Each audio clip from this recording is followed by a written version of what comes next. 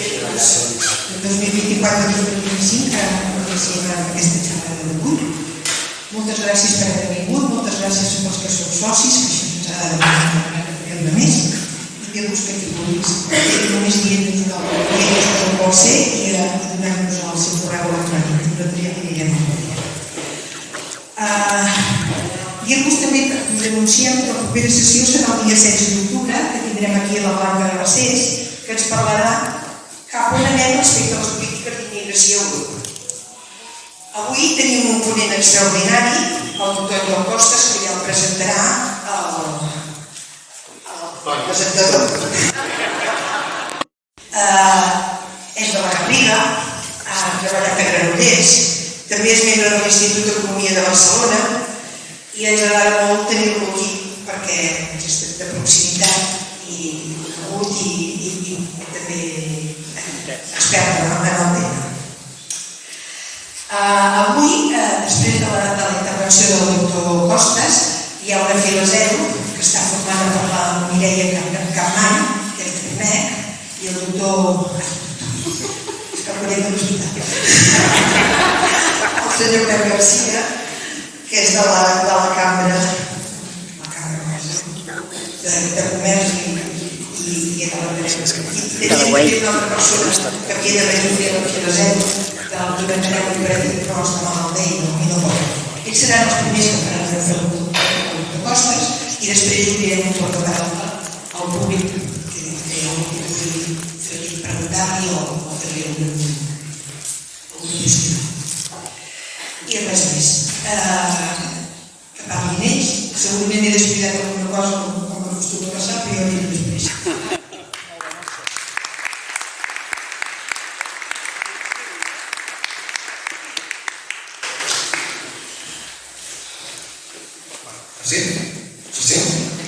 Si em diuen que m'he de posar molt a prop. Sí? Vinga, per bona tarda a tothom. Deixi'm que abans de presentar el ponent de l'acte, vostè m'ha vingut aquí a escoltar el Costas i per tant jo seré molt breu, però deixi'm que faci, abans de començar, que agraeixi als organitzadors de l'acte i especialment a la Montse Roca la seva invitació per poca cosa fonamental. Primer perquè l'acte es fa a Granollers, que com deia la Montse i molta gent que està aquí sap, és una ciutat en què tinc uns vincles afectius i personals molt importants. I és també on vaig començar la meva vida acadèmica, on vaig a més literari, vaig començar a aprendre l'ofici de professor a l'Escola Municipal del Treball, on vaig estar aquí, com el Josep Mayoral, com el Josep Pujades, com el Ricard Caura i com l'Elisabet Ribó. Per tant, diguéssim, personalment és una agraïció la invitació perquè tot no està a Granollers, no? La segona raó també, perquè estic encantat d'estar aquí, és pel ponent. El ponent és el Costas.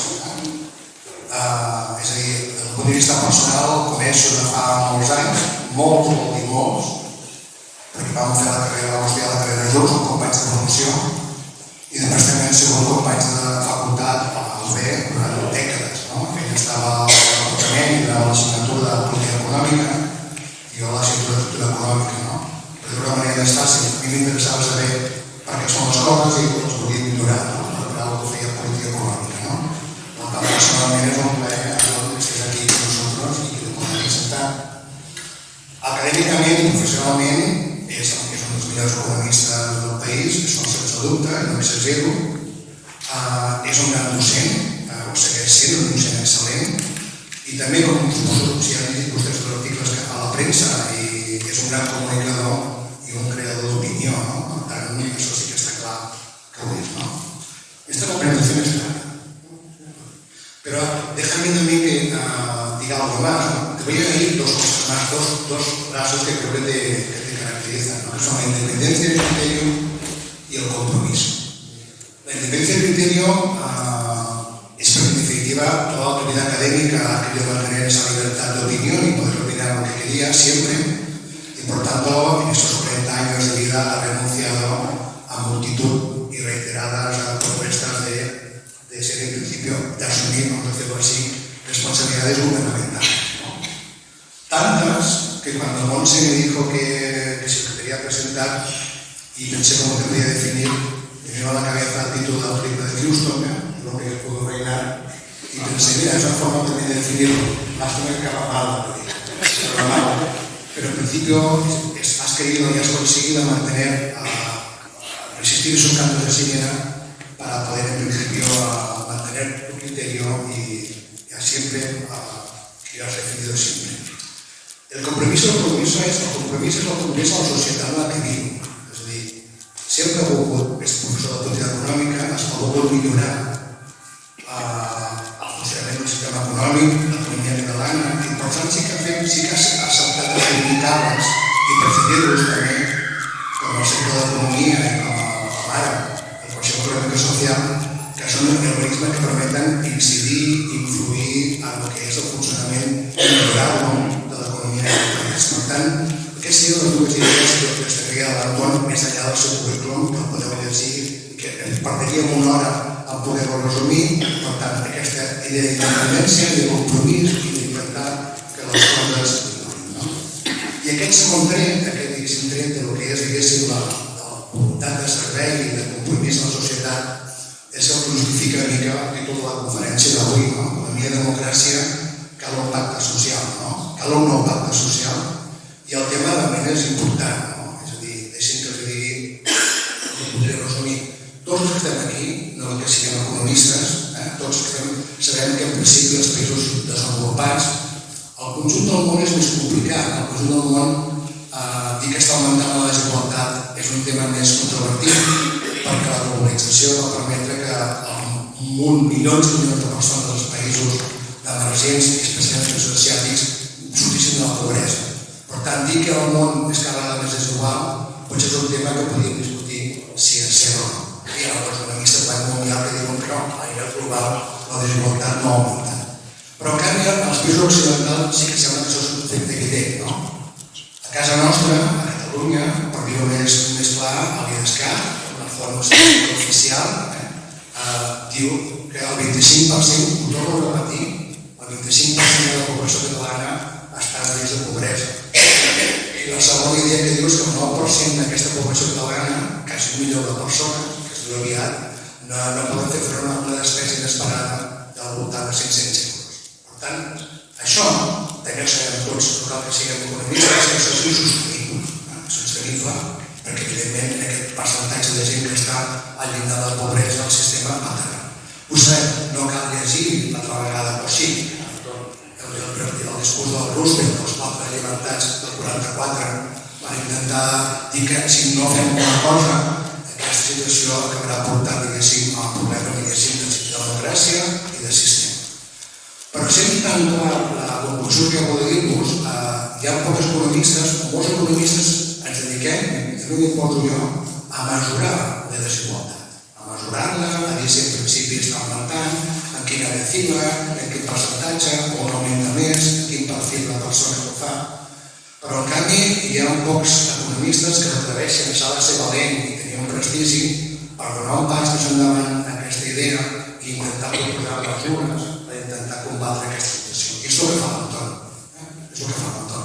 Intentar defensar que hem de canviar segons sigui i deixar-me treure la broma sense PowerPoint, sin PowerPoint, que es mucho mejor, no me digas ahora lo has traído, me matas, sense PowerPoint i deixa'm tenir com a homenatge a l'any de la facultat, si Piedransky, i ho fas, diguéssim, combinant dues coses, el pessimisme de la intel·ligència i l'optimisme de la voluntat.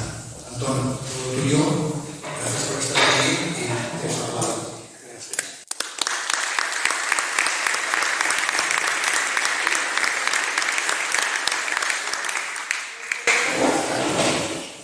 Antes de agradecerle a Enraonar la invitación que me ha hecho, déjenme hacer una pequeña referencia a Antonio. Podríem intentar parlar en català, però una de les meves filles diu que quan parlo en català en públic, papá, em fas petit. Mi intención no es venir hoy aquí a hacer despacilis, sino a intentar esto dialogar con todos ustedes. Probablemente una de las ventajas que tiene el ENA, al menos en mi caso, es que cuando te presentan ahora, te halagan tanto, Y además dicen aquello de, bueno, que ustedes han venido a escuchar aquí a este señor y no a mí. Y eso me hace recordar unas palabras que se le atribuyen a don Miguel de Unamuno, que imagino en un escenario similar a este, también el presentador habló de las virtudes de don Miguel, pero hubo un momento en que dijo, bueno, tengo que acabar porque han venido ustedes a escuchar. Me parece que don Miguel le echó la mano al brazo y le dijo, siga, joven, que mi ego no para más. Son tantos halagos que cuando lo escuchas te viene un poco a que me gustaría ser como de años que nos conocemos, yo creo que 52, en una promoción de Economía de la Universidad de Barcelona, de grandes recuerdos para todos nosotros, porque como compañeros también de curso estaban Josep Piqué, era compañero también nuestro de carrera y casi vivía de vida, o Ana Lulés también, pero bueno, especialmente quería hacer en este caso ese pequeño recordatorio a Piqué, porque fueron muchos años. Gracias, Tony, por tus palabras. Quiero agradecerles la invitación. Esto, después de una carta que me envió Monse, era tan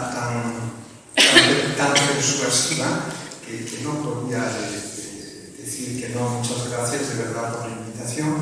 Y me gusta mucho además el nombre de su asociación, de su grupo, Enraona. Y verán por qué lo digo.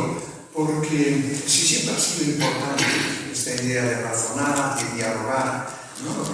Entre todos nosotros, creo que en los próximos años y décadas va a ser algo fundamental.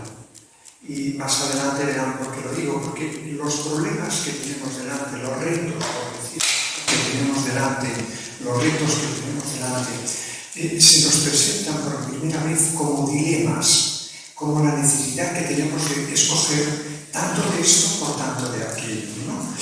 Venía la semana pasada, estuve en Galicia, en Santiago, en un foro, y uno de los problemas vivísimos que se planteó allí era el tema de la eólica, y vi que el gobierno de la comunidad, los empresarios, muchos expertos eran muy favorables a la instalación de parques eólicos, pero el rechazo que hay en la sociedad gallega es muy elevado y de hecho está bloqueado todo. ¿Por qué le traigo este ejemplo? Podría sacar muchos otros, porque los retos que se nos plantean van a ser retos en términos de dilemas. ¿Cuántos movimientos de viento queremos y dónde? ¿Y por qué? Pero hay que razonar, hay que razonar. Y todos los problemas que vamos a tener delante, que tenemos delante, se nos plantean como dilemas. ¿Cuánto queremos de esto? ¿Cuánto queremos de otro? Un ejemplo. La Agenda 2030 de la Unión Europea fue aprobada prácticamente por unanimidad en el Parlamento Europeo. Por lo tanto, desde ese punto de vista se puede decir, bueno, pues la política de descarbonización, que es la Agenda 2030 de descarbonización, tiene que ir a toda velocidad para adelante. Pero inmediatamente salieron a la calle de los países europeos agricultores y ganaderos.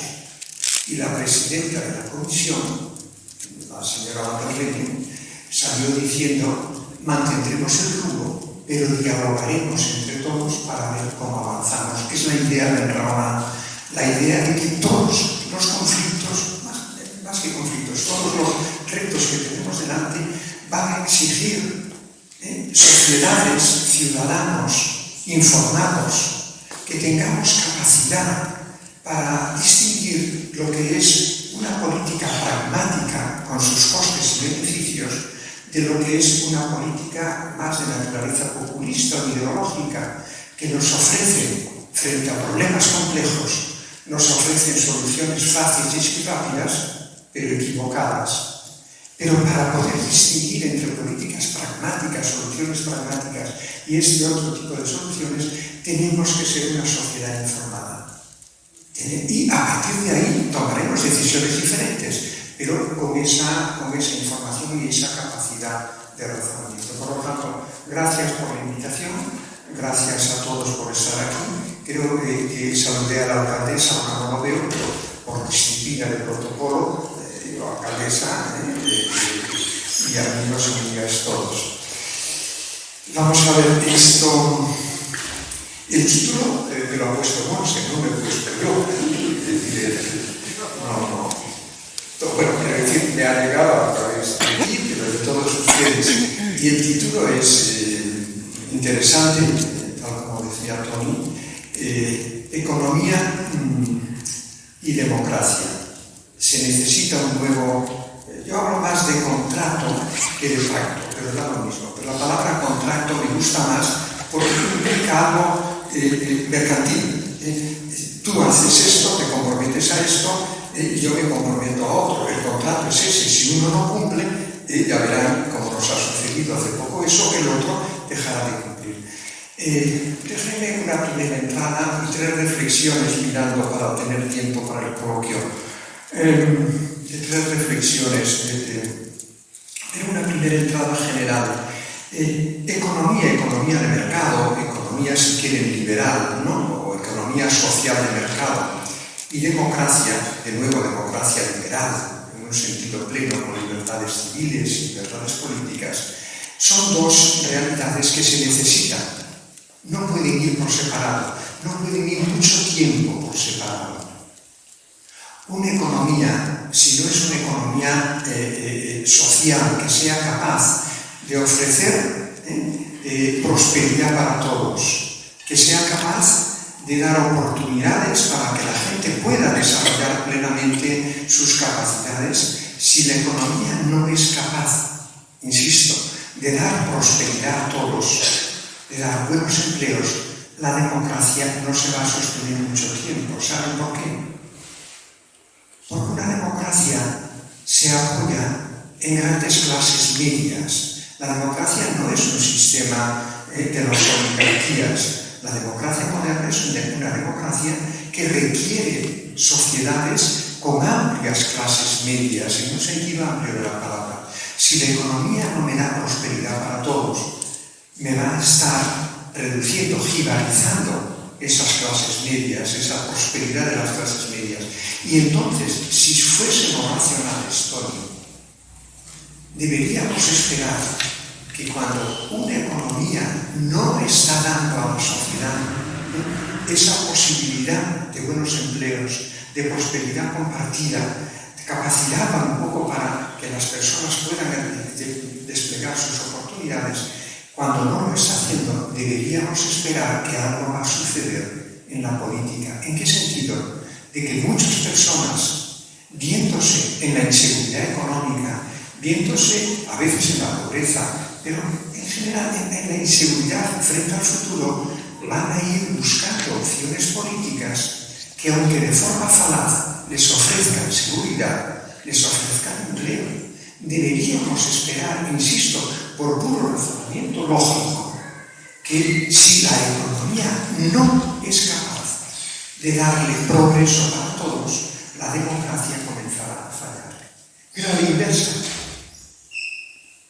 sin democracia no hay posibilidad de una economía de la que les he hablado. ¿Por qué motivo? Porque si no hay una democracia, si el sistema, hasta si quieren, democrático es muy oligárquico, es muy desigual, eso significará que esa democracia no es capaz de regular la economía en el sentido de prosperidad para todos.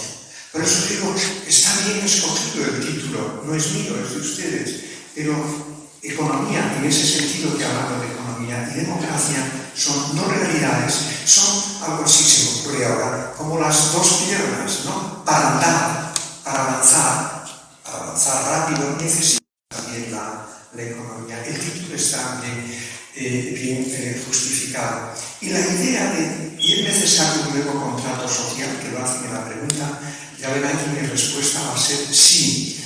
Y necesitamos ahora un contrato social para las próximas décadas centrado en los buenos empleos. especialmente en los buenos empleos. No me voy a parar en los impuestos, no me voy a parar en los gastos públicos, son importantes. Para mí, lo esencial, el reto que tenemos delante son los buenos empleos. Nuestra pobreza, nuestra desigualdad viene del hecho de que mucha gente que queriendo trabajar no tiene empleo y de que otra tiene muy malos empleos que no permiten construir vidas exitosas, vidas felices. Esa va a ser mi idea. Pero antes de empezar, necesito que coincidamos en lo que vamos a llamar contrato social o pacto social. Yo quiero mejor contrato porque, insisto, me da más fuerza mercantil. Tú te comprometes a algo, el otro se compromete a algo y ese compromiso es un contrato, no es un pacto, es un contrato, ¿no? Dice, ¿qué entiende un poco por contrato social? ¿O qué entiendo yo de forma muy rápida? Miren, yo creo que era Mark Twain, el novelista norteamericano, que dijo en una ocasión que la historia no se repite, pero rima. Y mi idea es que muchas de las cosas que estamos viendo hoy en nuestra sociedad, en las sociedades de alrededor, riman con lo que ocurrió en los años 20 y 30 del siglo pasado. No son las mismas, pero aquellos fueron los años donde economía y democracia se separaron, donde la desigualdad comenzó a ser terrorífica, dramática, donde el desempleo o el empleo dejó de ser una oportunidad para mucha gente. Y recuerden, allí aparecieron los fascismos. Pero vuelvo a lo mismo, no quiero justificarlo. Si somos racionales, debemos esperar que si las cosas van mal en la economía, eso va a tener un impacto en la democracia. Eso que ocurrió en los años 20 y 30 del siglo pasado. ¿Por qué quiero volver al pasado un momento? Porque fíjense, en la Primera Guerra Mundial, la Gran Depresión de los años 30, que fue tremenda, el cine y la literatura es mejor que la historia y la economía para entender cómo fueron aquellos años. Primero los locos 20, al salir de la Primera Guerra Mundial, y después la Gran Depresión de los años 30, y después de nuevo la Segunda Guerra Mundial. Bueno, si nos colocamos en el papel de nuestros padres o nuestros abuelos en los años 40, uno podría pensar que el mundo después de la guerra tenía que ir a peor, que todo iría a peor, el fatalismo. Y fíjense lo que ocurrió. En casi escasamente 4 años después de acabar la Segunda Guerra Mundial, todo comenzó a mejorar. España tardó un poquito por nuestras propias circunstancias, hemos de esperar a los 50, 60, pero Europa, Estados Unidos comenzó a mejorar inmediatamente a la salida de la guerra, cuando podía suponer que todo iría peor. Dice, bueno, ¿y por qué motivo? Pregunte, ¿y por qué motivo las cosas comenzaron a ir bien? En economía hablamos de los 30 gloriosos.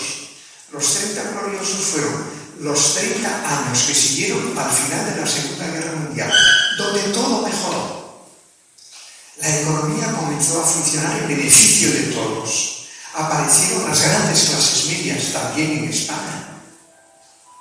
En los 60, puedo hacer un paréntesis, nuestro común profesor y maestro, en mi caso, Fabián Estapé, el profesor Estapé, un día me decía, dice, ¿tú quieres ser buen economista? Si es posible, dice, pues has de saber 3 cosas. Dice, ¿cuáles? Teoría, ser bueno en 3 cosas. ¿Cuáles? Análisis económico, de acuerdo, me pongo ahí. Segundo, estadística, me pongo ahí. Y dice, tercero, historia. Dice, buenas cabezas no llegan a ser buenos economistas porque no saben historia. Pero hasta allí pensé, bueno, eso puedo intentarlo. Pero de pronto me dice, y además has de tener olfato. Dice, ¿y el olfato para qué? Y me dice, olfato para entender lo que pasa en una sociedad como la española, cuando a principios de los años 60 el problema para las clases medias era cómo llegar a tener un 600 a principios de los 60. Solo 10 años después, a principios de los 70, es donde aparcar el puñetero 600. Cuando en una sociedad se produce este cambio material, es espectacular. Insisto, a la salida de la Segunda Guerra mejoró la economía, mejoró el empleo, aparecieron las grandes clases medias y con las clases medias apareció la democracia. ¿Es posible pensar que la democracia española de los 70 sin la mejora económica de los años 60? Creo que no. ¿Pero por qué se consiguió? Porque se elaboró un contrato social. ¿En qué sentido?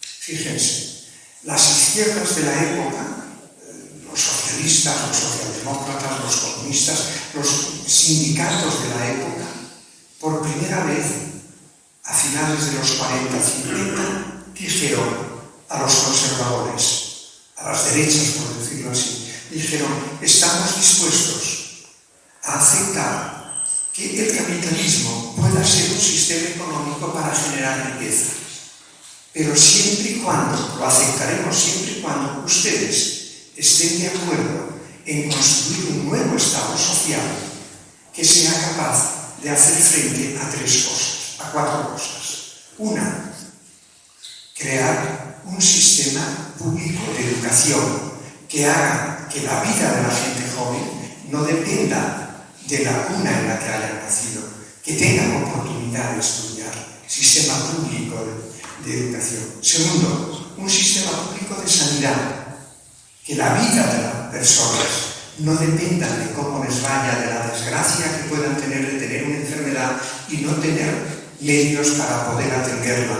Hay que crear un sistema público de sanidad que tenga esta capacidad. Tercero, no es posible dejar a la gente que siendo buenos trabajadores de pronto quedan sin trabajo porque la empresa en la que trabajaban ha quebrado o porque ha venido una crisis económica y sin culpa ninguna y siendo buenos trabajadores, sin embargo, se quedan en la calle sin empleo ni ingresos. Hemos de crear seguros públicos de desempleo que sean capaces, al menos durante un tiempo, de darle unos ingresos a aquellas personas que han quedado temporalmente. Y cuarto, hemos de hacer frente a lo que se llamaba la pobreza de los mayores, que era aquella situación a la que se abocaba gran parte de la sociedad cuando, llegando a la jubilación, no olviden que en los años 50 la esperanza media de vida en España era 52 años. Pero cuando llegaba a la jubilación perdías el empleo, perdías el ingreso y quedabas al albor de que algún hijo o hija te atendiese o que la beneficencia pública, creo que este edificio algo tiene que ver, te acogiese. El contrato social era una pregunta, era un contrato en el sentido, nosotros, las izquierdas, que es un lenguaje un poco vulgar, vamos a aceptar el capitalismo como sistema económico para crear riqueza, pero ustedes, las derechas, aceptan que hemos de crear nuevos instrumentos, que ese Estado social, que llamamos Estado de bienestar, que reparta mejor la pobreza. Este contrato social fue el que creó ese pegamento que dio lugar a que todo mejorase. Hoy tenemos que volver a reconstruir ese pegamento porque muchas cosas se nos han disuelto, por decirlo así. Esta es un poco mi idea, el mensaje central, cogiendo el título que me han dado. Economía y democracia son dos realidades que se necesitan, ninguna de ellas puede caminar mucho tiempo sin la otra. Y el contrato social es ese pegamento que se necesita en una sociedad de nuestro tipo, liberal, en el sentido de que cada uno pensamos diferente, de que tenemos intereses diferentes, que unos son más ricos, otros menos, una sociedad muy diversa, para poder funcionar de forma mínimamente armoniosa, para no pegarnos en la calle, tenemos que tener este pegamento. Mi idea de contrato social es respuesta a una pregunta. ¿Quién se debe responsabilizar de qué en cada momento de la historia? Hagamos esta pregunta en este momento. ¿Quién se debe responsabilizar hoy en España, en Cataluña y en España, de la pobreza de los niños de 0 a 3 años? ¿Cómo es posible que hemos publicado un informe de la institución que presido sobre pobreza en España, intenten entender esto. No es que aceptarlo es imposible aceptarlo. Intenten entenderlo. Somos un país rico, aproximadamente el 16º en términos de riqueza del mundo, el cuarto de la Unión Europea. Somos un país rico. Somos una democracia consolidada, en el sentido que supongo una democracia es capaz de ser sensible a los problemas. Y somos una sociedad decente, que nos consideramos decente. Con estos tres supuestos, ¿cómo explican ustedes que España sea el país de la Unión Europea, 28 países, con el mayor grado y crecimiento de la pobreza infantil, excepto Rumanía? Es que no lo entiendo. Somos ricos, tenemos una democracia, somos decentes. ¿Cómo entonces aprendimos y no hablamos de este drama tremendo? La pregunta del contrato social de este momento podría ser: ¿quién se debe responsabilizar de erradicar la pobreza de niños? ¿Los padres, que en muchos casos no pueden? ¿O tiene que ser también una responsabilidad de la sociedad, como lo es la sanidad pública? Pues esta es mi idea de contrato social, y es una pregunta que nos tenemos que hacer y que tendremos respuestas diferentes, pero tendremos que trabajar sobre este tipo de problemas. Voy más rápido ahora. Vamos a ver, yo mi temor ya lo he expresado. Mi temor es que si no somos capaces de construir de nuevo un contrato social focalizado en el empleo, que quiere decir que toda persona que quiere trabajar y que está en condiciones de hacerlo, que no siempre es así, y no puede encontrar un contrato digno, tiene que tener la posibilidad de que se le ofrezca ese contrato. Tenemos que lograr esto. De lo contrario, será muy difícil erradicar la desigualdad y la pobreza en España, porque viene básicamente de los problemas de empleo. Y la idea aquí es la siguiente: si las democracias, nuestro sistema político, no es capaz de ofrecer a las personas estos resultados reales, veremos con una parte cada vez creciente de nuestra sociedad desviará su apoyo político, su voto, hacia opciones que les ofrecen resolver estos problemas, aunque sea de forma falaz, pero que le ofrecen seguridad, que le ofrecen empleo y que le ofrecen también, dentro de poco lo verá, vivienda. Por lo tanto, mi temor aquí es: o somos capaces de corregir ciertas desviaciones, o a lo mejor, como Mark Twain, es decir, la historia no se repite, pero el fascismo no ha muerto. El fascismo llegó al poder en Europa a través de las elecciones democráticas. Recuerden que a Hitler nunca se le acusó de llegar al poder por un golpe de Estado. Hitler llegó al poder de forma democrática. Pero después va apareciendo el fascismo. Esto es lo que ocurre normalmente siempre. Es lo que ocurre. Esto es mi temor hoy. No querría llevarles a su ánimo nada fatalismo, por lo que ahora diré. La segunda pregunta, también de forma rápida, es: ¿pero qué sucede en el mundo? ¿Qué ocurre en el mundo para que haya tanta pulsión de violencia, de odio, de resentimiento, de rabia, de ira? ¿Qué ocurre? Es decir, ¿qué pasa? ¿Cómo lo explican? ¿Qué pasa? Yo, de forma, hay muchas respuestas a esta pregunta, pero quiero ir hacia una respuesta determinada. Miren, esos años un poco de la posguerra, de ese contrato social que se hizo en la posguerra, se fue un poco diluyendo, se fue, en términos, como antes hablaba de pegamento, ahora digo, se fue disolviendo a lo largo de las cuatro últimas décadas. Creo que hubo un momento dramático y terrible en la ruptura de ese contrato social que fue los años 2008-2010. Porque cómo se hizo frente por parte de los gobiernos occidentales a la crisis financiera y después crisis económica y crisis de la deuda que que se planteó en los años 2008-2010. ¿Cómo reaccionaron los gobiernos europeos con la llamada política de austeridad? ¿Pero qué significó la política de austeridad?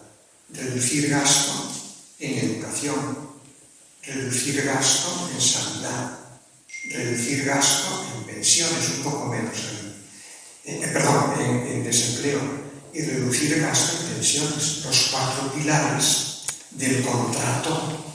La idea es, dice, oye, si tú no estás cumpliendo tu parte del contrato social, ¿por qué yo voy a seguir cumpliendo la mía, que es apoyar a la democracia, a los partidos centrales de la democracia o al propio sistema económico? El año 2008-2010 rompió gran parte de ese contrato social, disolvió gran parte de ese pegamento, y creo que eso está en el origen de esa pulsión que tenemos hoy, esa pulsión que decía hacia la violencia, el resentimiento, la ira y el odio. Pero lo que quería en este punto dejarles es que, sin perderles, yo lo que veo es que ha vuelto la guerra cultural entre los grandes sistemas políticos. Hoy hay una guerra cultural, ideológica, para ver si los sistemas políticos democráticos, occidentales, liberales, son capaces de dar a la población progreso social y prosperidad. Y a la vez, los sistemas autoritarios, totalitarios, lo que están diciendo es que ellos son capaces de dar prosperidad y progreso social. El presidente de China habla de prosperidad compartida. El presidente de China dice que su sistema sacó a cientos de millones de ciudadanos chinos de la pobreza absoluta. Lo que está diciendo, Putin dice algo de este tipo, lo que están diciendo es: no hace falta la democracia para darle a la población progreso y prosperidad. Esta es una batalla cultural como la de los años 20, 30 y 40. Hay un enfrentamiento a nivel geopolítico entre grandes sistemas, China versus Estados Unidos, Putin versus Europa. Es decir, las democracias, dicen, son decadentes y no son capaces de ofrecer ya prosperidad a todos. Dicen, nosotros, los sistemas totalitarios, sin tanta democracia, somos, sin embargo, capaces de ofrecerlo. Esta es una guerra cultural espectacular. Y esta es la guerra cultural que tenemos dentro de nuestros países entre dirigentes y fuerzas políticas de un tipo o de otro. Los fascismos ofrecieron un contrato social a la población. Te garantizamos el empleo, pero tú tienes que renunciar a las libertades civiles y políticas y sindicales. Pero ese contrato lo ofreció. Eso vuelve a ser de nuevo la tensión en este momento. Estamos en este tipo de guerra cultural que creo que va a marcar, según como la resolvamos, que va a marcar un poco los próximos años y décadas. ¿Cómo podemos ganar un poco esta guerra? Creo que la podemos ganar de nuevo, como lo ganamos a la salida de la Segunda Guerra Mundial con aquel contrato social. Creo que la podemos ganar. Pero ¿cómo? Decía, construyendo ese nuevo contrato social que a grandes rasgos un poquito definiré ahora, ¿no? Ese contrato social, les decía, tiene que estar básicamente, a mi juicio, fundado en ofrecer a todas las personas que quieren trabajar y están en condiciones de hacerlo, ofrecerles un contrato de trabajo digno. Para mí este es el pilar básico del nuevo contrato social que tenemos que plantearnos en nuestras sociedades. Hay otros elementos de ese contrato que van a ser muy importantes, la vivienda.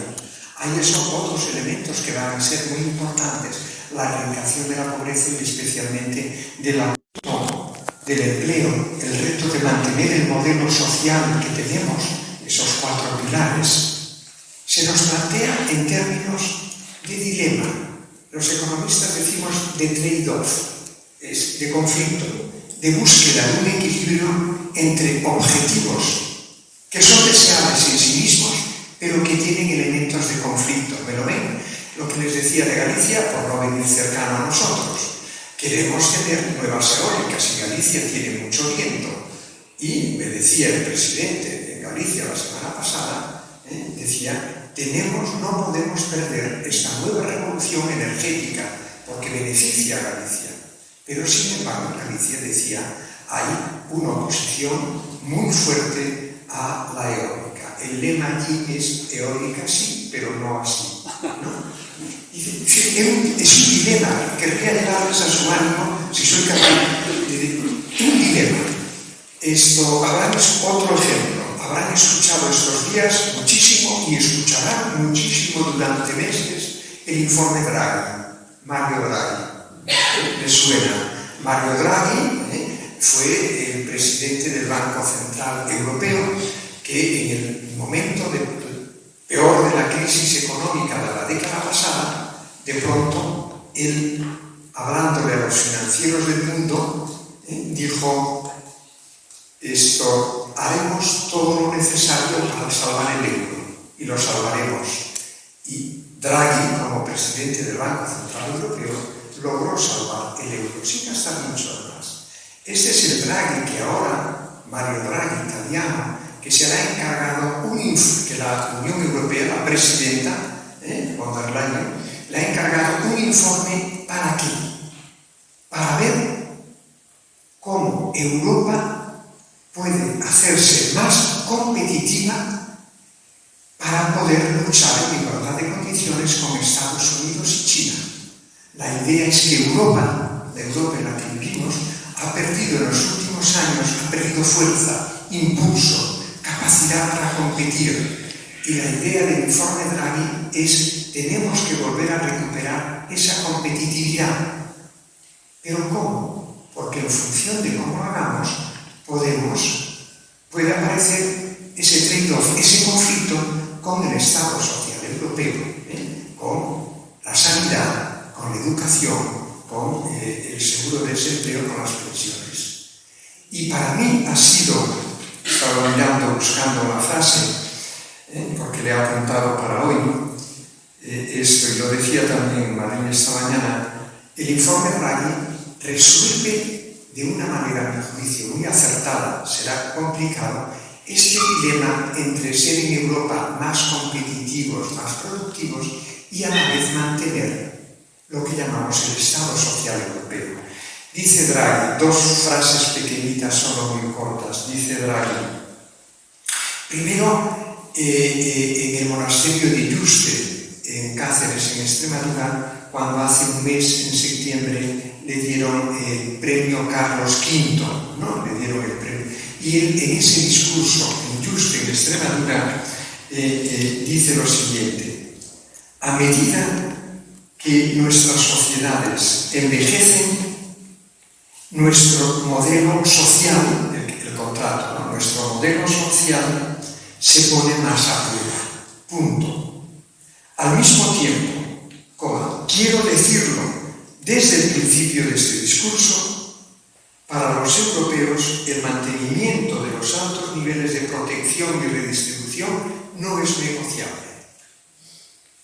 Y es bonito cómo lo vuelve a decir de otra manera en el informe presentado hace escasamente 10 días. Un informe que les aseguro que se va a convertir en la Biblia europea. Van a cansarse de escuchar, de leer, de escuchar sobre el informe Draghi, se lo aseguro, recuerden. Pues en este informe Draghi, casi en su inicio, dice Mario Draghi en ese informe, dice, la competitividad es un reto para Europa. La competitividad no debe consistir en utilizar la represión salarial para reducir costes. Dice, se trata más bien de incorporar los conocimientos y las competencias a la mano de obra, a los trabajadores y trabajadoras. Dejen de trabajar sobre esta frase, porque va a ser muy importante en nuestra vida y en nuestro nuevo contrato social. La competitividad, les repito, dice, no puede consistir en utilizar la represión salarial. ¿A qué se refiere? A los años 10, 11, 12, 13, 14, donde la reducción de los salarios fue el mecanismo que se utilizó en nuestros países para mantener competitividad. Draghi dice que no. Por lo tanto, a partir de ahora, cuando entre en las discusiones de enraonar de cómo vamos hacia esto, dice, mire, Draghi dice que la competitividad es fundamental, pero que no puede ir por la vía de la reducción de los salarios. Entonces, ¿por dónde va a ir?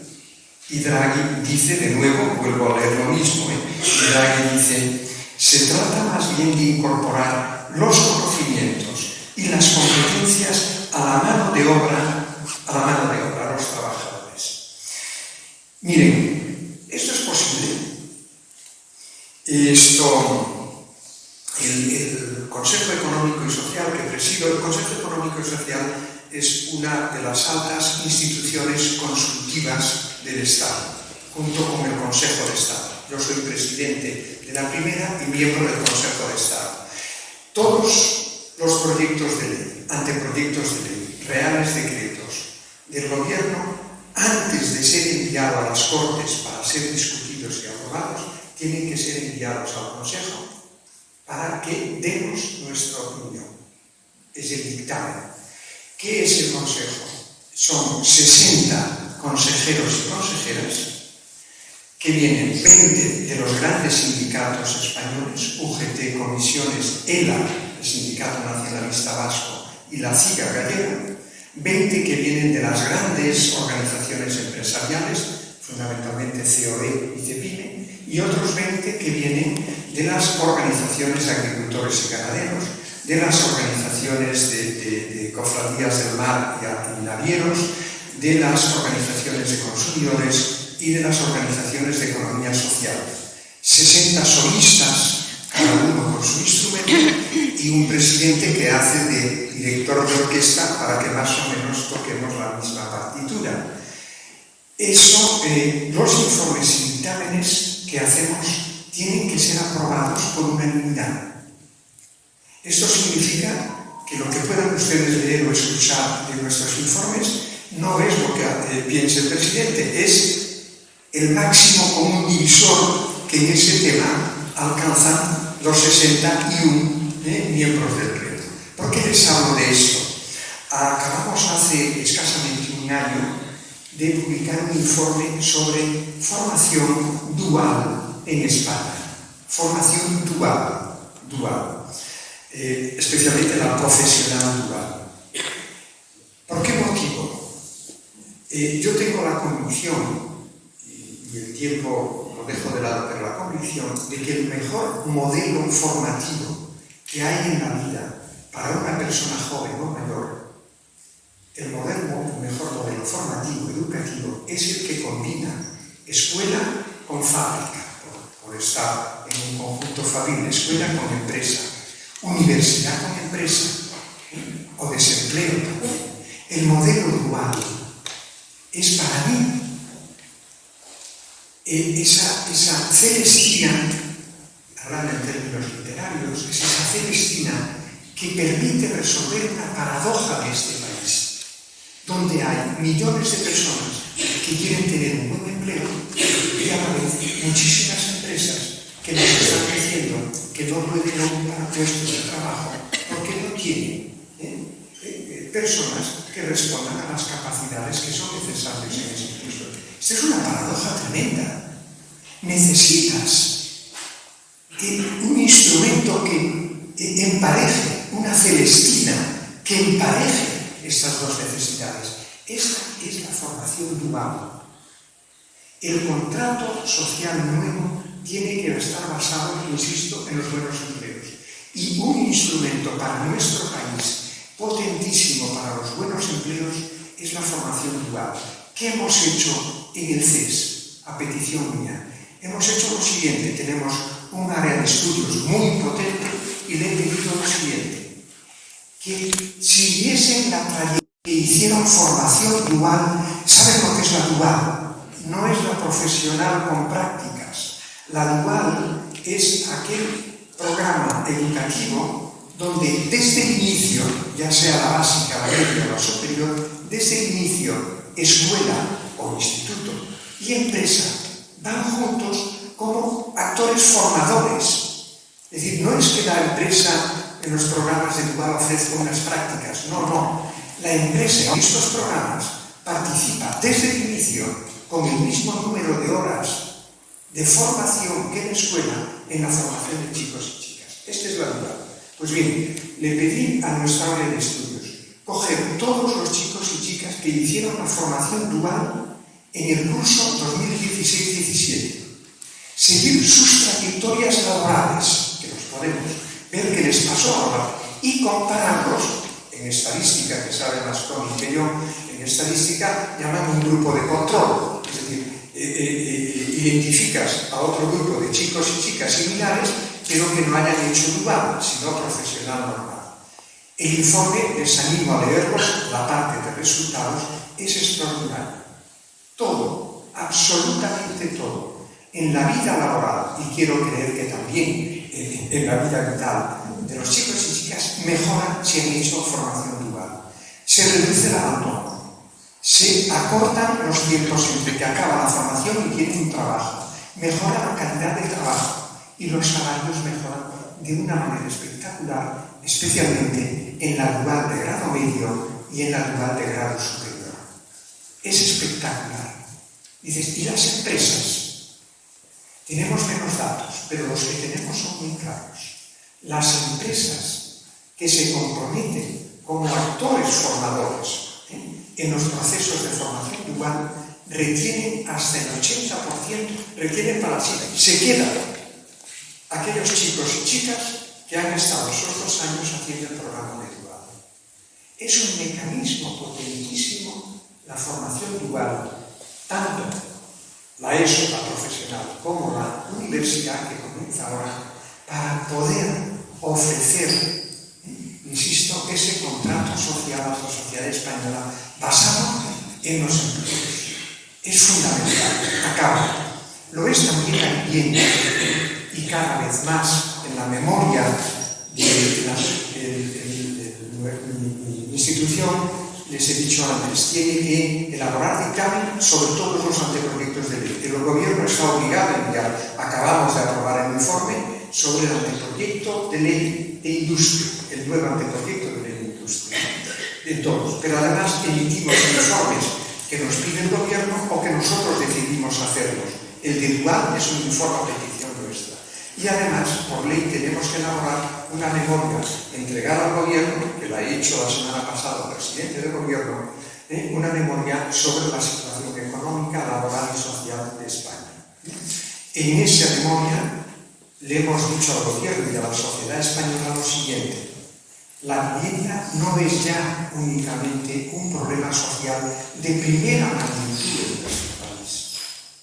De nuevo, es que no somos conscientes de una cosa. Yo tengo nietos suecos y viajo a Suecia para que al menos me vayan reteniendo la cara y ¿no? Esto allí, yo sé que mis nietos se tendrán que marchar de casa de sus padres, de mi hija, a los 16, 17 años. Y si la sociedad del alrededor ve que a los 18 está en casa, comienza a pensar que algo ahí va mal. ¿Saben a qué edad emancipamos nosotros en España?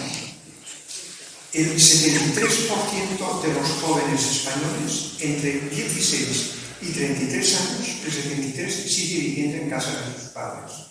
Esto es tremendo, por muchos motivos. Primero, porque si no asumes la responsabilidad de tu vida, tu tejido moral va a ser muy débil. Va a ser muy débil. Segundo, porque hacemos familias de vuelo gallinacio, de vuelo cortito, donde los pollitos no se van más allá de unos metros. Esto es malo para ellos y es malo para el país. La vivienda es un problema tremendo. Pero es que la vivienda, le dice al presidente del gobierno, dice, la vivienda es también en este momento un cuello de botella que estrangula el crecimiento de la economía. Y le puse un ejemplo concreto de metáfora, ¿no? Como viajo continuamente todas las semanas, Madrid-Barcelona, Domingo-Barcelona, me voy conociendo a todas las azafatas de la sala de autoridades. Y cuando llegué ahora en septiembre a Madrid, a la sala de Atocha, sabía que había una de ellas, Patricia, que estaba haciendo ya algún tiempo, ya hacía que se presentaba a oposiciones para Adif. Adif no es Renfe, es los que gestionan las vías, digamos, ¿no? Y le dije, Patricia, ¿cómo le ha ido? Dice, presidente, que he aprobado. Y dice, qué alegría y tal. Y de pronto se pone la cara triste y dice, pero no sé si podré aceptar. Dice, ¿por qué? Porque me ha tocado Tarragona y no encuentro vivienda, no puedo pagar.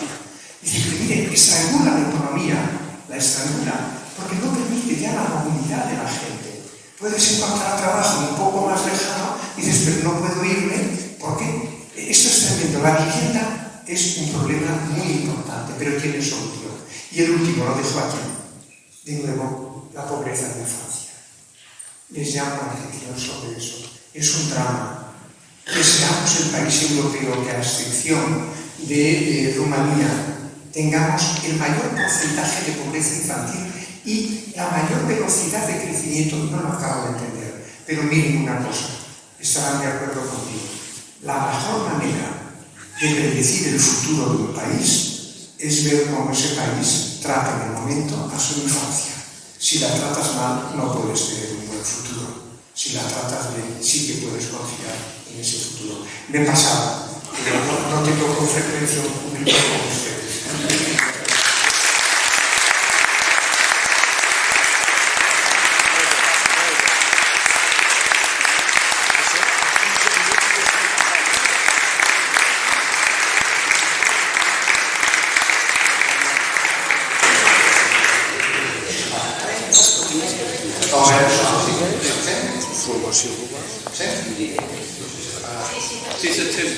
Bien, bueno, muchas gracias por la charla, magnífica como siempre, y me parece que hay ideas para que luego pueda intervenir después, ¿no?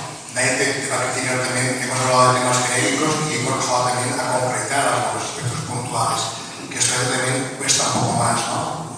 Decir medidas concretas que pueden mejorar un poco la sociedad española y catalana, ¿no?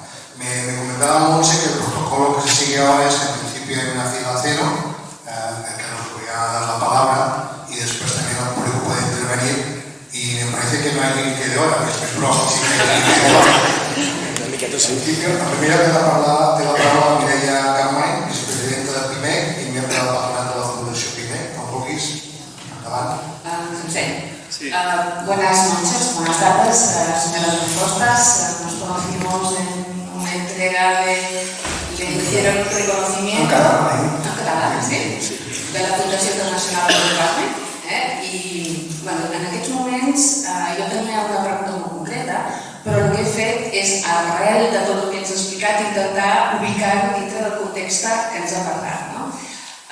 Jo soc vicepresidenta de PIMEC. PIMEC és la patronal de la petita i mitjana empresa, com a agent econòmic i social representatiu de Catalunya, com a comunitat autònoma. El teixit empresarial de pimes, seguint el que vostè deia, que som el 99,8% del teixit empresarial, som motors d'aquesta economia que ha de donar prosperitat, no? Per sustentar la democràcia. Per tant, realment som actors importants d'aquesta economia. El 21 de maig es va aprovar un Reial Decret Llei, el 2024, on se'ns reconeix la representació dintre del Consell Econòmic i Social que vostè presideix. Aleshores, nosaltres hem complert aquest any 50 anys, el 50 aniversari, i portem molts anys intentant arribar al diàleg social de Madrid per tenir veu pròpia. Què ens trobem? Ens trobem un cert rebuig dintre del que és el Consell Econòmic i Social.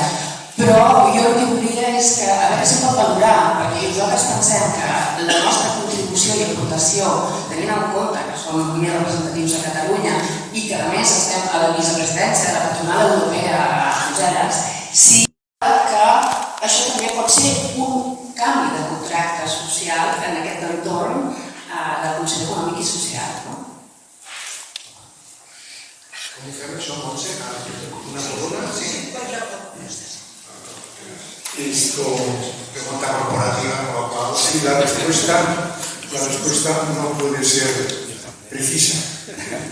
¿Por qué motivo? Porque soy un actor implicado en la pregunta, especialmente en lo que tiene detrás de la pregunta que ha hecho. Y por lo tanto, no puedo entrar en el tema de forma específica.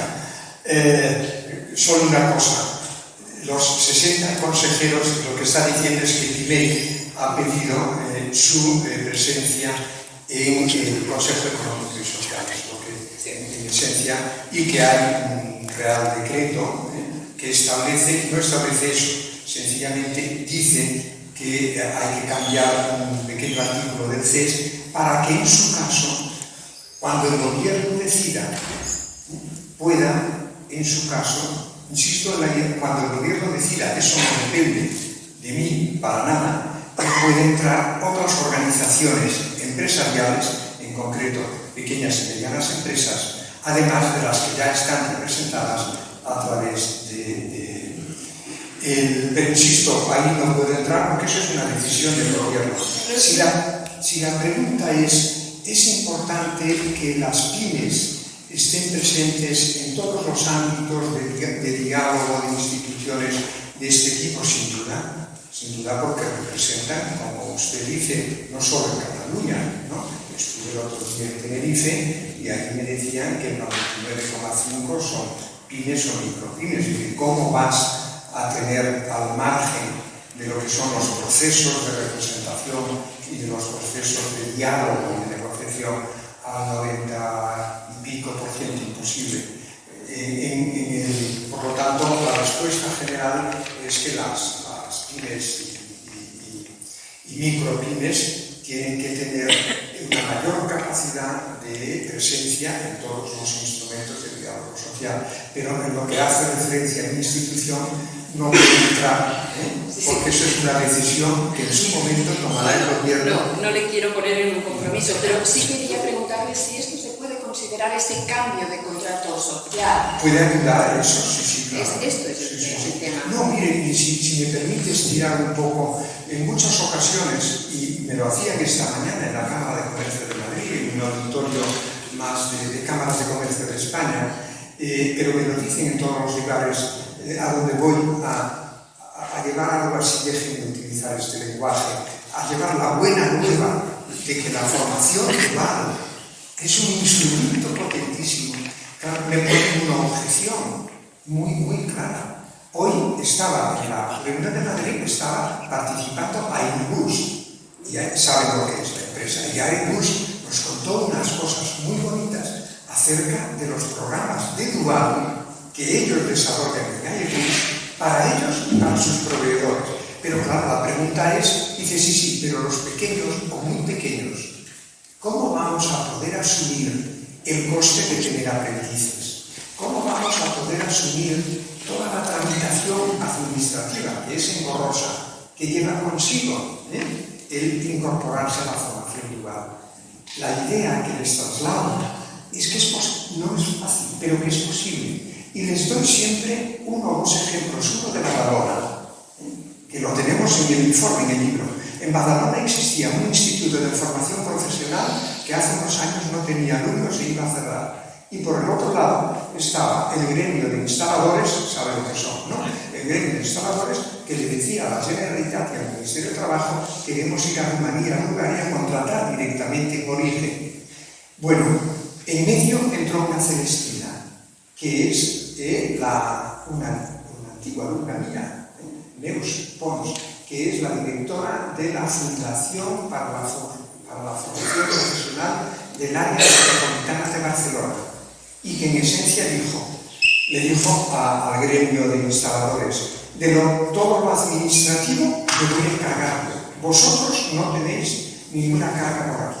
Si alguno de vosotros no puede hacer frente a los 2.000, 3.000 euros que signifique la PNL, también lo vamos a asumir nosotros. Y los tutores, vamos a hacer tutores compartidos. El Instituto de Badalona está funcionando de maravilla. El gremio de instaladores de Badalona no ha pedido de nuevo contratar en origen. Hay también mecanismos Y ahí es el juego, que supongo que en Granollers hay que hacerlo aquí, ese es el juego que tienen que hacer las cámaras, es el juego que tienen que hacer fundaciones como este tipo, es el juego que tienen que hacer Pimec, ¿no? Pero se puede hacer. Pero para mí, vuelvo a la idea que me gustaría marchar de aquí sabiendo que se le ha machacado al margen de que la aceite. Necesitamos un contrato social centrado en los buenos empleos y se puede lograr si conseguimos una estrategia de las 3 Cs que llamo, una estrategia de las 3 Cs entre los 3 pilares de la formación dual, la empresa, la administración y la escuela y los alumnos y las familias. Es C, corresponsabilidad, C, cooperación y C, confianza. No abandonar por el primer momento de desconfianza de la empresa con la escuela, de la escuela con la empresa, confianza. Tenemos eso. Y yo creo que Pimec tiene ya una capacidad para ofrecer eso. Pero a la primera parte, pero... Molt bé, Antoni. La segona paraula de la persona que intervenia és l'Albert García, que és president de la Unió Empresarial Intersectorial, SACLEM, com vulguis. Gràcies. Sí, som una patronal territorial adscrita a Foment. perfecte. Obre un micro. Sí. M'he de tocar més. Ara? Sí. Bé, doncs primer, moltes gràcies perquè la teva xerrada m'ha recordat èpoques de facultat. Jo també soc economista de la UB. Ha sido alumno nuestro Em vaig llicenciar el 88 i vaig tenir la sort de fer 3 anys d'economia general i això de la història econòmica i de la història del pensament econòmic em ressona perquè si no hagués tingut el privilegi de fer-ho segurament pensaria d'una altra manera. I has dit moltes coses amb les que estic totalment d'acord. La primera i que he repetit moltes vegades és que la millor política social que podem fer és generar llocs de treball de qualitat, dignes i ben retribuïts, i això estem absolutament d'acord. És molt difícil no estar d'acord amb alguna cosa del que has dit avui. Per tant, estem d'acord amb tot, bàsicament, en el què, en el quan, però possiblement tindríem algun dubte, com deia l'Antoni, del com. I aquí obriria un parell de reflexions que condueixen a 2 preguntes. Has parlat del pacte social que ens van donar després de la Segona Guerra Mundial. I jo mentalment, quan explicaves això, estava intentant comparar la situació. Deies que la història no es repeteix, però rima.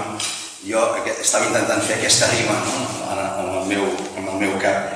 Però clar, ara tenim un món completament diferent, un món molt globalitzat, un món molt tecnològic, amb una gran polarització, amb una desafecció de la política també molt agreujada. Un món, parlaves de la importància de la informació, un món molt desinformat. Avui llegia un article que parlava precisament de la manipulació de les xarxes i de com la gent jove d'alguna manera no contrasta i no sap dir què és una informació veraç d'una no veraç. I jo penso que tot el que explicaves, la base d'aquest pegamento que dius, d'aquest contrato social, ha de ser la confiança. I penso que la nostra societat està molt faltada de confiança i potser d'esperança també, t'hauríem d'escoltar més. Aquesta és una primera reflexió. Com comparar aquestes dues situacions. I la segona té a veure amb el que deies de l'informe Draghi. Quin és l'abast d'aquest contracte social que ens hem de donar?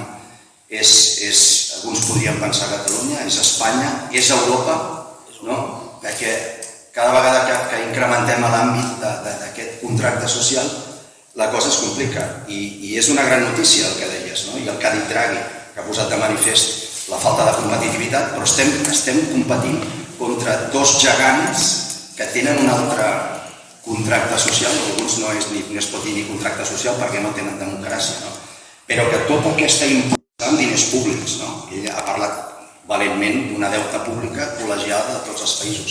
Creus que això és realista i possible en aquesta situació europea que tenim ara? creo que es realista y posible.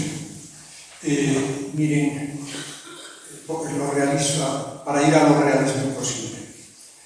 Si ahora nos pudiésemos en la memoria ir hacia el 27 de julio del 2021, en lo que va ese día, la COVID, había aparecido ya la COVID, y yo creo que es el 27, 26, pero si alguien entra en Google lo sabrá inmediatamente. Yo el día anterior a que la Unión Europea tomase la decisión de crear lo que se llaman los fondos europeos, son cientos de miles de millones de euros, ¿saben? El día anterior, ni yo, ni ninguno de ustedes hubiese apostado un café a que la Unión Europea iba a ser capaz, de pronto, de crear ese programa de inversiones públicas en Europa y, en segundo lugar, que decidiera financiarlo por primera vez en su historia con deuda europea, emitiendo deuda europea. Eso era anatema. El día anterior a la toma de decisión, eso era anatema. Y se logró. Se logró. Con esto que quiero decirte, que no deberíamos caer en el fatalismo de pensar que las cosas inevitablemente van a peor. No es verdad. No hay ninguna ley dinámica que te lleve a pensar que las cosas van a ir peor. Van a ir peor o mejor dependiendo de lo que hagamos. Por eso hice referencia a la salida de la Segunda Guerra Mundial. Era lógico pensar que todo iría peor y todo fuera mejor, pero no por casualidad, porque se hizo eso, ¿no? Yo creo que ahora es lo mismo. Draghi está pidiendo, de hecho, que la Unión Europea vuelva a crear nuevos fondos. Es que decir las cantidades, aunque saquen el papel y la libreta y la pongan, es difícil meterlo en la cabeza. Creo que se va a hacer. Creo que se va a hacer. Porque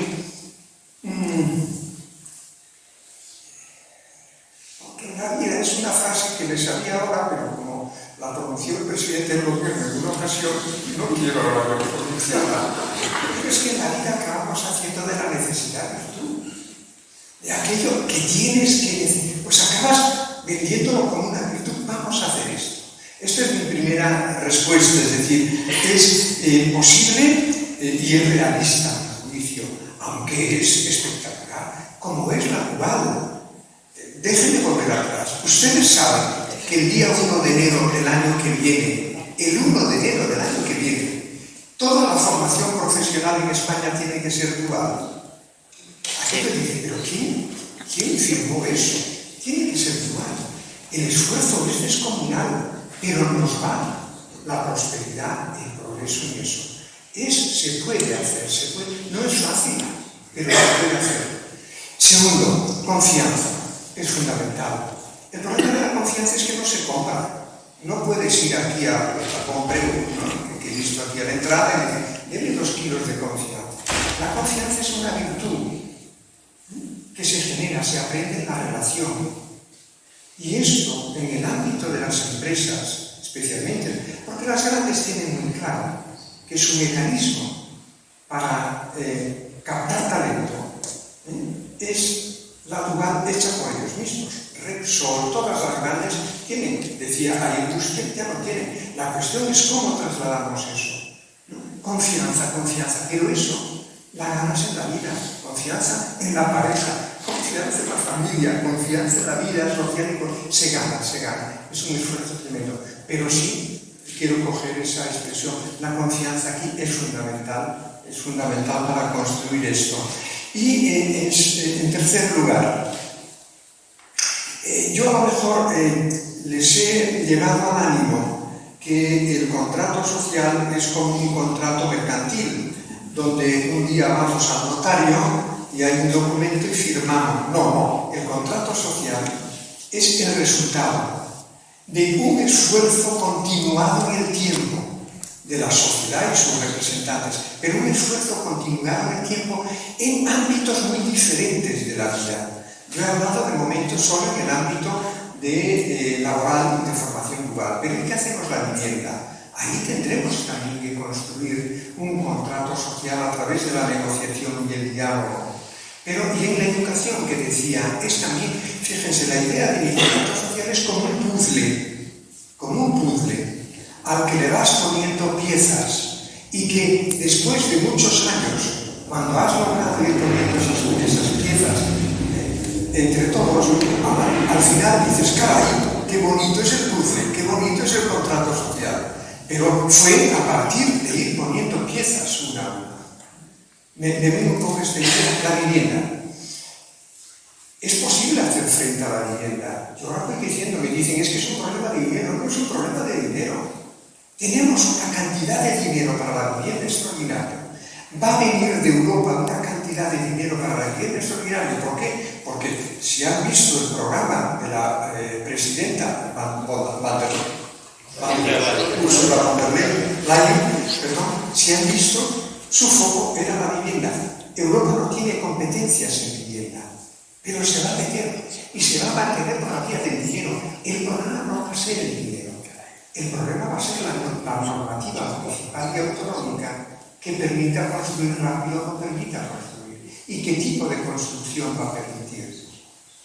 Pero un ejemplo de cómo la vivienda se puede hacer vivienda social y vivienda asequible. Déjenme, aprovecho la pregunta, pero que es un elemento del contrato social. Soy consejero de Sareb. ¿Saben lo que es Sareb? Es el Banco Marco. Consejero no retribuido. Ya veía alguna sonrisa no retribuido. Eso me permite influir un poquito en los últimos 2 años y tener datos que son como una epifanía. Es espectacular. Desde que Sareb es ya 100% pública, menos de 2 años, Sareb se ha dividido en 3 divisiones. Y una de ellas es la división de vivienda social y asequible. Consiste en que Sareb ha decidido que una parte del stock de viviendas por toda España que ha recibido y que están en condiciones, en muchos casos lamentables, no se ponen a la venta, sino que se están dedicando ya a construir un parque público estatal, pero que se le da opción a los ayuntamientos, un parque público de vivienda social. Hay ya alrededor de 8.000 viviendas en solo año y medio en España, donde con una labor de acompañamiento muy profesional se ha ido a ver a cada una de las familias que están en esas viviendas. Hay situaciones de todo tipo, hay tapaocupas naturalmente también, pero situaciones de un dramatismo tremendo. Se ha hablado con ellos. 8.000 hogares han firmado un contrato que se llama además social para pagar un alquiler alrededor de 150 euros, que lleva 2 cláusulas anexas, que si la familia mejora su posición, aumentará un poquito el alquiler. Este compromiso es espectacular. Segundo, que se les va a acompañar para que puedan solicitar todas las ayudas posibles, estatales, autonómicas, locales, pero ellos, Y tercero, que se les va a acompañar para la inserción en el mercado laboral. Para mí es una epifanía, ¿saben por qué? Por 2 cosas. He comprendido que yo como académico, y la vida no me ha tratado mal, no soy rico, pero bueno, mi vida soy acomodada. Y yo pensaba, Tony, que lo primero es el empleo y que después la gente ya consigue todo lo demás, la vivienda. He comprendido de esta experiencia que para las familias que están en esa situación, lo primero es garantizarles un techo y una puerta que cerrar, una vivienda, y después todo lo demás mejora. Porque la vivienda te da dignidad, la vivienda te da seguridad, la vivienda te da autoestima. Puedes salir a la calle arreglado o arreglada, no cuando tienes que estar en otros lugares. He comprendido esto, pero la vivienda social puede funcionar, me lo dice este programa de Sareb. Y la segunda, para mí, sorpresa, ¿saben de todos los clientes de Sareb quién tiene la menor morosidad en el pago? Los más pobres. De vivienda social, si somos capaces de construir operadores, ya sean públicos o privados, va a ser más difícil, creo que se puede hacer. Pero a la vivienda hay que ir a por ella, dejo la asequible de lado. La idea que quería transmitir es esta: cuidado que cuando hablo de un contrato social no es algo que nos pongamos aquí a discutir, que llegamos a un acuerdo y ahora no. El contrato social es un esfuerzo social de presión, de protesta, de convencimiento, de diálogo, de negociación en ámbitos muy diferentes. Es ese puzzle que una vez, después de muchos años, cuando lo ves, dices, caray, hemos conseguido construir un contrato social. Me ha alargado, però pensava que qui suega passa per Valladolid. Molt bé, doncs és el moment que sembla que tenim un cert marge de maniobra perquè vostès puguin preguntar a l'Antoni. Com vulguin, no li preguntin per la formació global, però som directes, soy yo un predicador. com vulguin.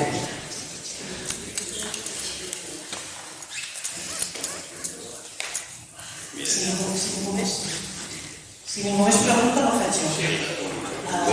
Has dit que a veure com es resol la pobresa infantil, sobretot la pobresa de 0 a 3. No m'arriba la... De 0 a 3. Sí.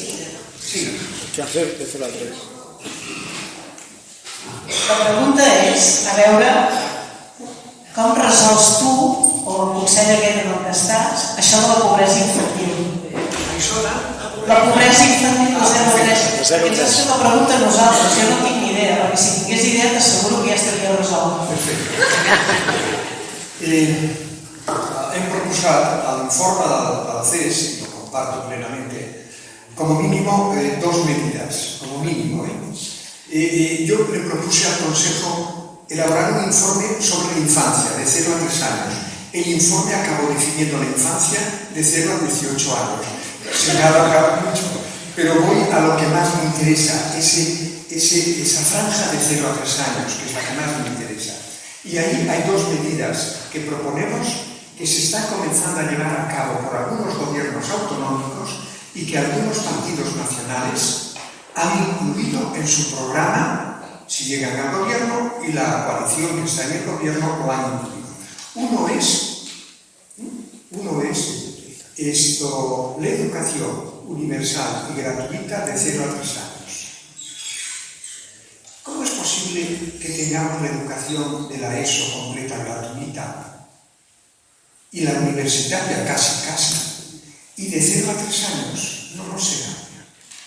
Psicólogos, pedagogos, neurólogos, médicos, sociólogos, hasta los economistas, que somos raros, que hay que darnos de comer aparte, estamos diciendo con datos, pero con datos muy claros, que como te vaya a ir en la vida, en lo laboral y en lo vital, depende de cómo te haya ido de 0 a 3 años. El hogar, el cariño que hayas tenido, que es muy importante para la formación del cerebro, de cómo te hayas alimentado, de cómo hayas jugado. Mi mujer es neuróloga, claro, llevamos muchísimos años juntos y acabas aceptando cosas que te dicen. Y siempre me dice que el cerebro se construye de 0 a 3 años, que a partir de ahí desarrollas.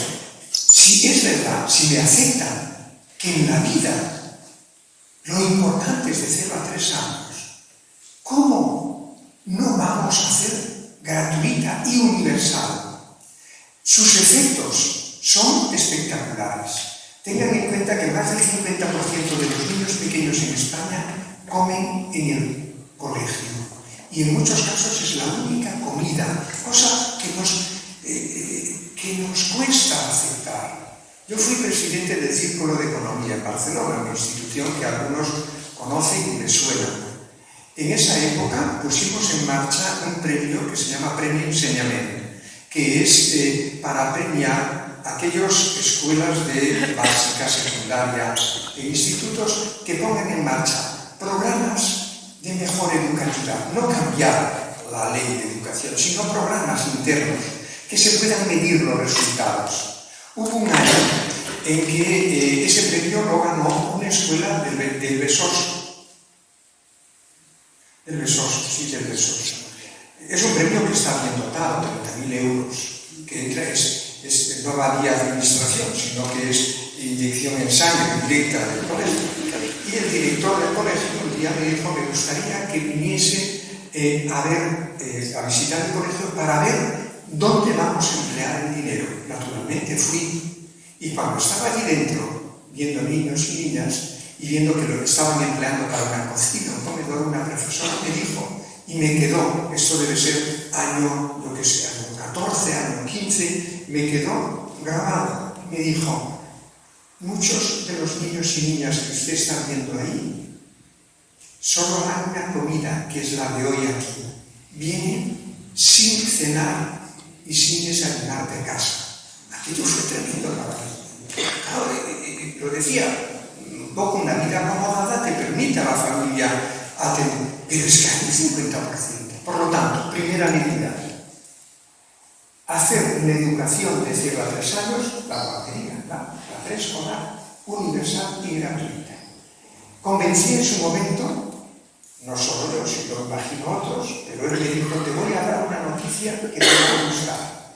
Dime, presidente, el año que viene, el curso académico 2021-2022, en Galicia, la educación de 0 a 3 años será universal y gratuita. Es cierto. Al actual presidente le pregunté en una ocasión, oye, ¿cuánto te cuesta? Me dijo, 23 millones de euros. Es una miseria. Es una miseria.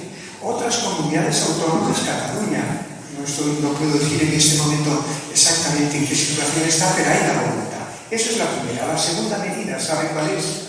Y la defendemos, se le hemos dicho al gobierno, una prestación universal por crianza que cubra los costes reales de la crianza. Y cuando decimos universal, tengan en cuenta que quiere decir que defendemos que eso es un derecho del niño o niña, que no es un apoyo a la familia. Eso hay, por lo tanto, lo defendemos también para hogares con ingresos que son elevados. Dice, ¿por qué? Dice, pero aumentan la desigualdad defendiendo esto. No es verdad. ¿Saben por qué? Ustedes a lo mejor tienen relación, algunos de ustedes, con el ingreso mínimo vital. Ustedes saben que ahora dentro del ingreso mínimo vital hay una prestación complementaria que es para crianza.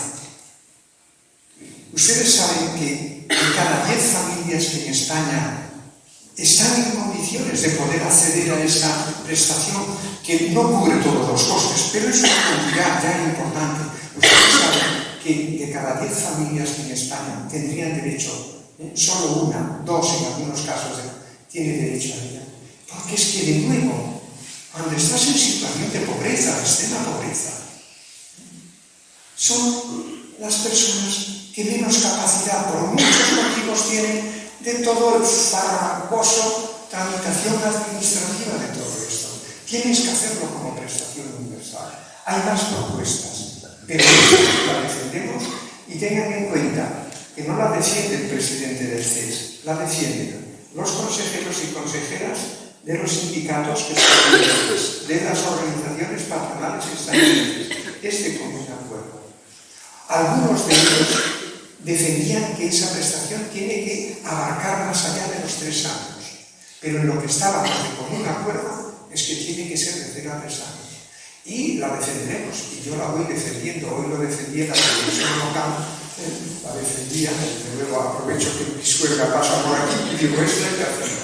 Pero estas 2 medidas no son costosas y son de nuevo. Mira, ¿cómo será nuestro país dentro de 20 años? Pues será en función de cómo hayas tratado hoy a los que tienen de 0 a 3 años. Es así. Bueno, em sembla que temps per un parell de preguntes més, sí,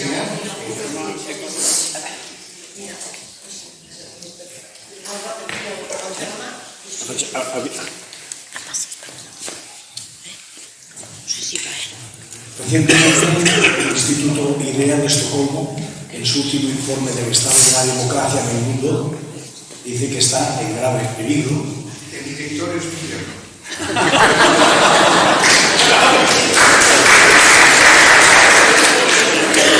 Esto sí que no nos ayuda. La población que tiene la riqueza, y como decía Antonio al principio, en caso de Cataluña, el 25% que estamos en pobreza. Me parece que tengo que felicitar porque como economista se explica perfectamente. A mí siempre me ha gustado mucho los números y la economía. Y he entendido realmente que ese conseguir estos lugares de trabajo digno, el conseguir una vivienda digna, complementa el estado de bienestar. Pero estamos viendo ya que los lands en Alemania, en un país donde uno pensaría que la ultraderecha no gobernaría con toda su historia, estamos viendo que está ya amenazando en controlar y, como hizo Hitler, llegar democráticamente al gobierno. ¿Qué tiempo tenemos? La pregunta sería una pregunta matemática. ¿Qué tiempo tenemos para que ese declive que parece que en los últimos años es imparable y que nos llevaría a unos gobiernos totalitarios? ¿Qué tiempo tenemos para evitar, para frenar y volver a recuperar y tener el contrato social? Sí, no soy fatalista, nunca. Decía Havel, me parece que era Havel, el escritor y presidente de la República. Havel decía que la cuestión de la vida no es ser optimista. Diría un poco a decir, estoy intentando recordar la frase, pero la idea es, la cuestión no es ser optimista o no, la cuestión es tener esperanza. Y esperanza no es a secas el optimismo de que las cosas vayan a salir, sino que la esperanza es el sentimiento de que vale la pena luchar por algo, al margen de lo que finalmente pueda ocurrir. Tenemos que defender esta esperanza. Yo cuando veo amigas de mis hijas que dicen que no quieren tener hijos porque no quieren tener la responsabilidad de lo que vaya a ocurrir, esto es tremendo, es una pérdida de esperanza frente al futuro. Tenemos que recuperar, los que estamos aquí, que hemos pasado etapas diferentes, tenemos que ser defensores, insisto, no de optimismo, ¿no? Sino, que también va bien, quiero decir, pero de esperanza especialmente. Y en este sentido, primero, las democracias son más resistentes, ahora se dice resiliente, ¿no? Son más resistentes de lo que en principio muchísima gente cree, ¿no? Segundo, estamos viendo que hay fenómenos de recuperación. En el caso del Reino Unido, hay que ver un poco los márgenes que tiene, pero es una señal. En Alemania, hablamos del fútbol un poco, porque Alemania fue germen de 2 guerras mundiales, y no quiero tampoco presumir nada, hacer pronósticos de futuro, pero en Alemania, en los momentos delicados, de nuevo, los partidos de centro, la socialdemocracia, ya sea de derecha o de centro-izquierda, ha de nuevo mantenido. Por lo tanto, hay tiempo, se le preguntaba, hay tiempo. Pero creo, a ver si soy capaz de transmitirlo sin hacer... yo le digo a mis alumnos que si en mis clases alguien ha intuido alguna posición política mía, es que yo me he explicado mal, en que mi posición política está en lo que escribo, pero no con esto. ¿Por qué hago esta advertencia? Porque creo que la socialdemocracia, tanto la socialdemocracia derecha, los cristianos demócratas, los liberales, que estaban detrás del contrato social de posguerra, como los socialdemócratas socialistas, tienen que volver a recuperar de nuevo el espíritu inicial de esa socialdemocracia, que no identifico con la izquierda, entiendan. ¿En qué sentido? Miren, la socialdemocracia nació básicamente a partir del siglo XIX y principios del XX de las cooperativas. ¿Las cooperativas qué son? Son el principio de reciprocidad. Yo aporto, yo recibo, pero yo aporto. Tenemos que volver a recuperar este sentido en muchos ámbitos de nuestra vida política. La idea de reciprocidad, la solidaridad es un sentimiento indispensable, pero un contrato social de una sociedad moderna no se construye sobre la solidaridad, se construye sobre la reciprocidad. Doy y recibo. Este es un principio para mí fundamental que tenemos que recuperar no quiero alargarme, pero quería recoger esto. No al fatalismo. No al fatalismo. En primer lugar, las democracias son resilientes, tienen aún muchísima capacidad. Y lo que decía en un artículo de hace unos meses en El País, es que las democracias tienen que salvarse a sí mismas. Estaba buscando, este es mi libro de citas, estaba buscando una cita por aquí de una persona que será premio Nobel dentro de muy poco. Puesto, saben que en Londres hay sitios donde puedes apostar a todos y puedes apostar quién será el premio Nobel de Economía, de Medicina o lo que sea dentro de los años y apuestas. Yo apuesto, no es verdad, en Londres a que el autor de esta cita será premio Nobel. Dice: la democracia prospera cuando produce resultados reales y ayuda a la gente a cumplir sus aspiraciones. En la práctica eso significa promover la prosperidad económica para todos, la seguridad, la equidad, la reciprocidad, la estabilidad. Yo esto lo defendí hace poco en Lisboa, cuando me invitaron al 50 aniversario de la Revolución Portuguesa, ¿recuerdan? Y en ese acto defendía esto, que las democracias se tienen que salvar a sí mismas, volviendo un poco a esos orígenes y formulando de nuevo contratos sociales. Y a continuación hubo una mesa de debate entre dos expresidentes españoles y dos expresidentes portugueses. Los españoles eran Felipe González y Mariano Rajoy. Y la conclusión de su debate fue, recogiendo un poco lo que había dicho, es decir, eficacia, es eficacia de la democracia. Las democracias tienen que volver a ser eficaces a la hora de poder ofrecerle a todos los ciudadanos prosperidad compartida con reciprocidad y capacidad o posibilidad de llevar adelante sus sueños, ¿no? De llevar adelante los proyectos de vida que tengan. Yo creo que esto estamos aún en condiciones de poder hacerlo. Depende de nosotros y de los que no están en la sala, pero también de ellos, ¿no? Ahora.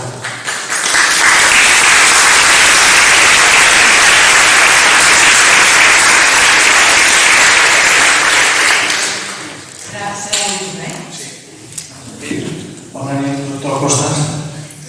Voldria fer-li dos plantejaments. L'un era aquest contracte social que prové de la postguerra. Tinc la sensació que acaba amb la crisi del petroli del 73 i a partir d'aquí, diguem-ne, les forces econòmiques més potents de la Terra adopten una altra estratègia que, per entendre'ns, vindria definida pel projecte neoliberal de Reagan i de Margaret Thatcher, però que ve acompanyat amb un procés de globalització de les relacions econòmiques a tot el món. Llavors, potser en un món globalitzat el que tenim, crec jo, són problemes de governança global a l'àmbit Catalunya, l'àmbit Espanya, fins i tot l'àmbit Europa. Potser és un àmbit no eficaç contribuir a aquesta governança global, que per d'altra part pateix de dèficits democràtics evidents. I vostè ho ha explicat perfectament amb agents, actors com la Xina, com Rússia, etc., que de cap manera ens podrien aportar coses positives a aquesta governança democràtica. Això per una banda. Per una altra, aquest contracte social del que vostè parlava, a mi em sembla evident que necessita recursos. I necessita recursos públics. Part d'aquesta globalització ha inclòs el neoliberalisme, del sistema d'impostos, de tots els temes fiscals, arribar davant a situacions esperpèntiques de que les grans empreses mundials, globals, contribueixen fiscalment d'una forma ridícula. Com ens podem plantejar aquests dos temes? El de la governança global en un món globalitzat i, per una altra banda, el tema fiscal, que ja no pot ser nacional, sinó que també crec yo que hauria de ser global.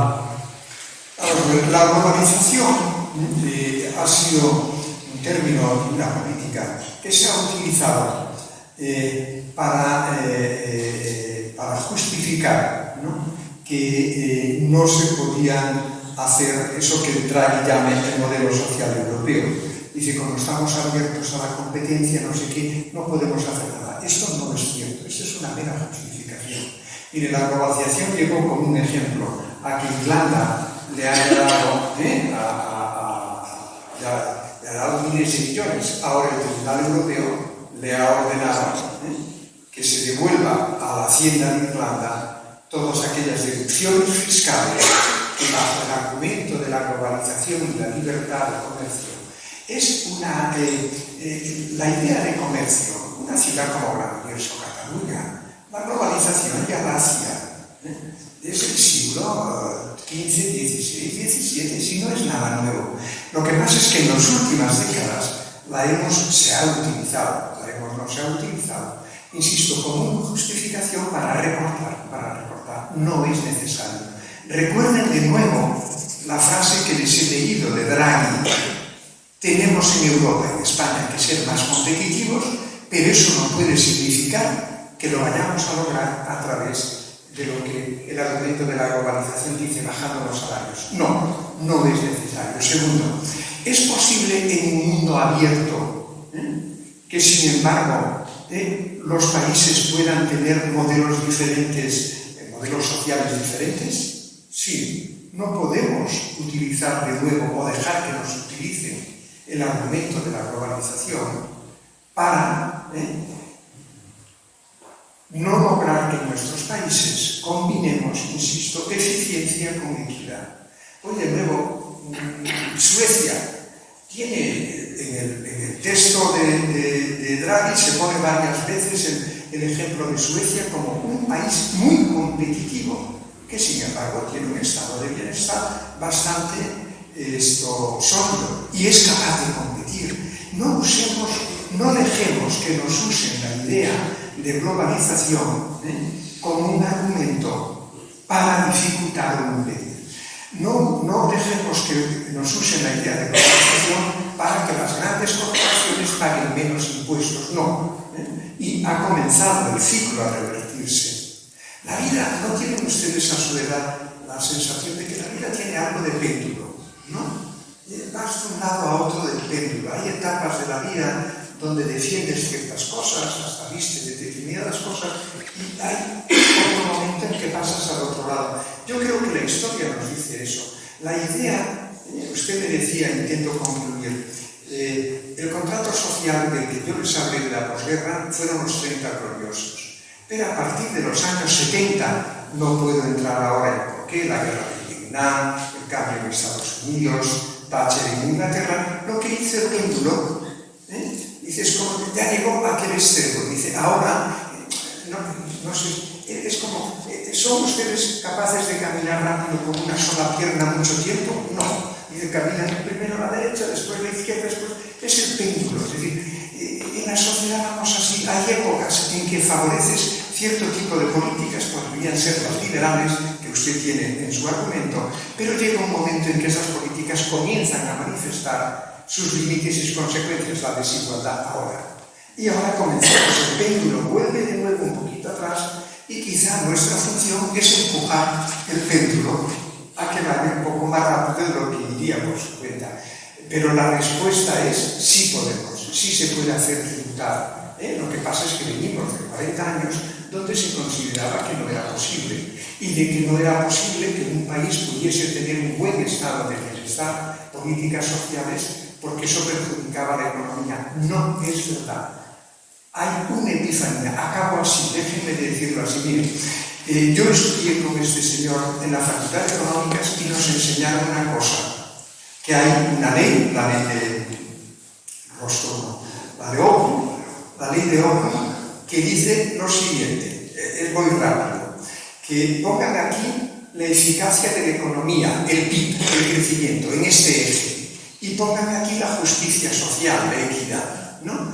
Y de pronto tuvimos que estudiar con números que nos decían, ustedes pueden defender una sociedad más justa y hasta deben hacerlo, pero sepan lo siguiente, que la ley de Ohm dice que si usted quiere una sociedad más justa, tiene que renunciar un poco a eficiencia, a crecimiento, porque la relación era inversa. Si quieres aumentar la justicia social, antes crecías aquí y ahora tienes que crecer aquí. ¿Me ven más o menos? Ahora me haría falta el PowerPoint. Bien, les puedo decir lo siguiente, eso lo tuve que estudiar, eso lo enseñé a mis alumnos. Hoy tengo que confesar que estábamos equivocados. Con los nuevos datos que tenemos, hoy sabemos que la relación entre sociedades equitativas, justas y crecimiento sano de la economía no es una curva así, es una curva así. Si mejoras la equidad, la economía te funciona mejor. Esto lo sabemos, es una epifanía en el sentido de revelación. Y por cierto, los datos que utilizamos para eso no vienen del Vaticano. El Fondo Monetario Internacional, institución a la que algunos progresistas no le tienen simpatía, pero nos da unos datos que nos permiten decir que si logramos tener una sociedad más justa, razonablemente justa, la economía no irá peor, la economía funcionará mejor. Esto es como eso, señoras, es una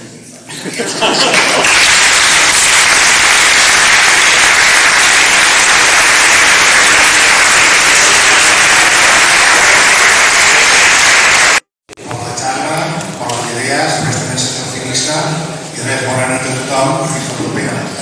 Que serà el dia